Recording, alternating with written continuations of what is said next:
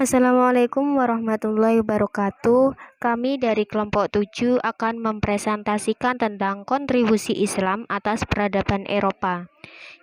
Kita beranggotakan Melkatun Nikmah, Nurul Iza Ania, dan Ahmad Zaini Dahlan. Yang pertama yaitu jalur-jalur masuknya peradaban Islam di Eropa.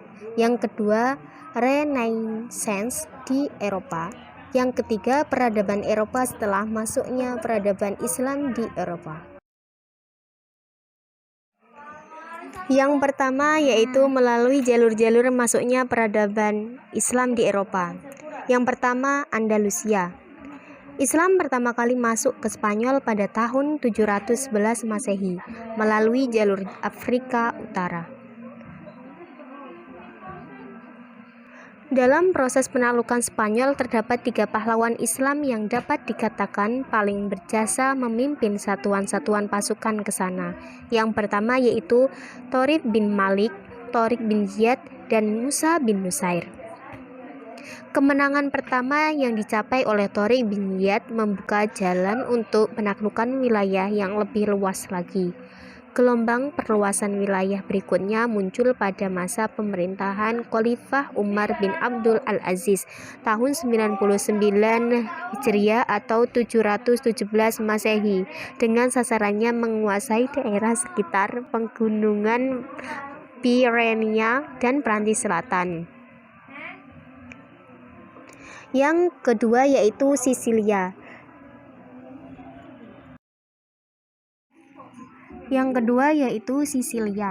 Dunia Kristen Latin ini merasakan pengaruh Muslim melalui Sisilia. Penaklukan pertama pada tahun 652 Masehi. Saat itu kota di Ragusa dimasuki dan kekuasaannya tenggelam saat itu juga. Pada tahun 831 Masehi, kota Palermo dikuasai umat Islam. Munculnya bangsa Norman yang dipimpin oleh Roger pada tahun 1060 Masehi hingga tahun 1091 Masehi telah berhasil menaklukkan seluruh kekuatan Islam dan Bizantium di Sisilia.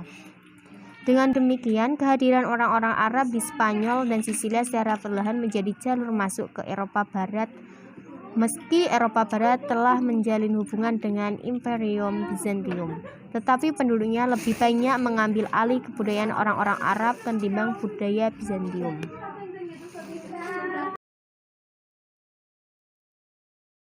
Ketiga yaitu Perang Salib.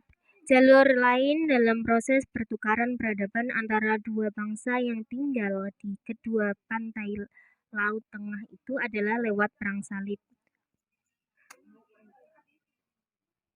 Menurut Omar Amin Hussein, seperti dikutip Musyrifah Sunanto, menyebutkan bahwa ketika tentara salib sedang berkuasa, setiap ada pasukan salib yang kembali ke Eropa selalu membawa produk peradaban Islam berupa buku-buku ilmiah, alat-alat kedokteran, kompas, dan apa saja hasil kemajuan umat Islam.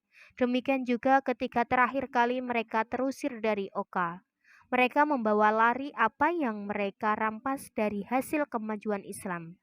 Dengan demikian, maka Perang Salib merupakan salah satu dari jembatan tempat mengalirnya kebudayaan Islam di Eropa. Yang keempat yaitu perniagaan. Proses transformasi ilmu pengetahuan dari dunia Islam ke Barat juga terjadi melalui perniagaan antara Andalusia, Sisilia, dan Syria.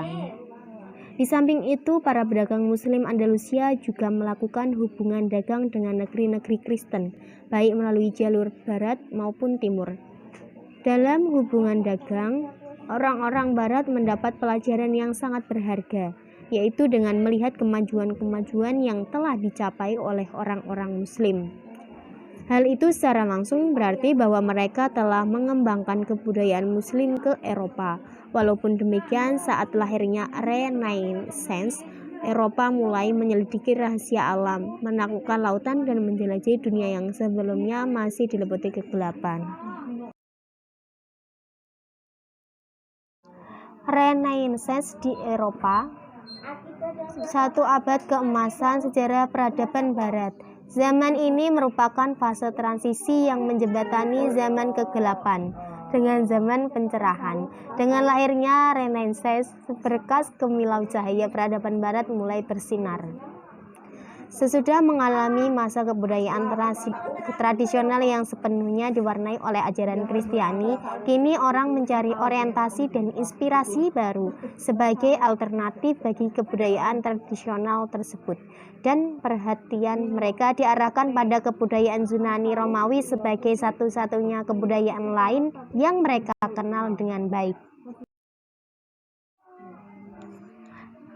Abad Renaissance ditandai dengan munculnya sejumlah ilmuwan dan filsuf yang menentang doktrin gereja, terutama tentang ilmu bumi.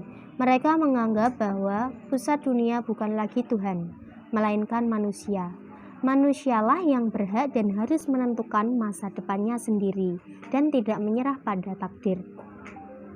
Sejumlah penemu Eropa dan gerakan-gerakan yang terkait dengan proses Renaissance yang di kemudian hari mengantarkan orang-orang Eropa untuk menjelajahi dunia dan membuka koloni dagang di penjuru benua Asia, Afrika, dan Amerika. Awal mula dari suatu masa baru ditandai oleh suatu usaha besar gestel.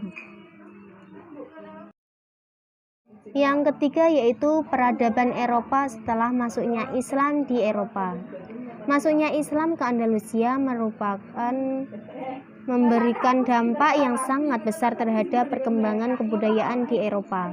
Kebudayaan Islam telah membuka jalan bagi munculnya peradaban Eropa di masa yang akan datang. Dalam bidang filsafat dan ilmu pengetahuan, Islam di Spanyol telah mulai membangunnya pada awal abad ke-9 Masehi.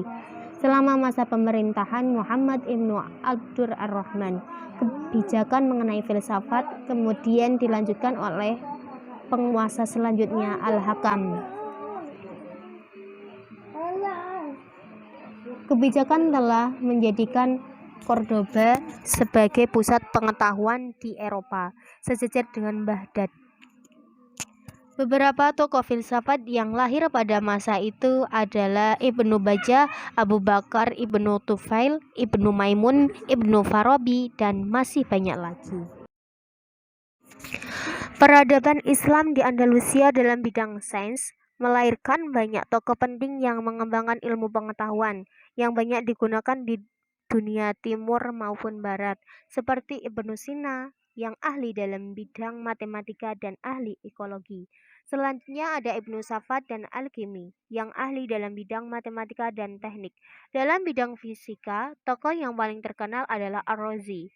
Ia adalah ilmuwan Islam yang membuat dasar hukum kimia dan menolak hasil yang tidak ilmiah. Tidak hanya perkembangan di bidang ilmu pengetahuan saja, penguasa Islam Spanyol pun sangat memperhatikan pembangunan fisik yang terjadi di wilayah Andalusia. Di sana telah dibangun fasilitas-fasilitas publik untuk menunjang kemajuan peradaban. Sekian dari presentasi kelompok kami. Wassalamualaikum warahmatullahi wabarakatuh.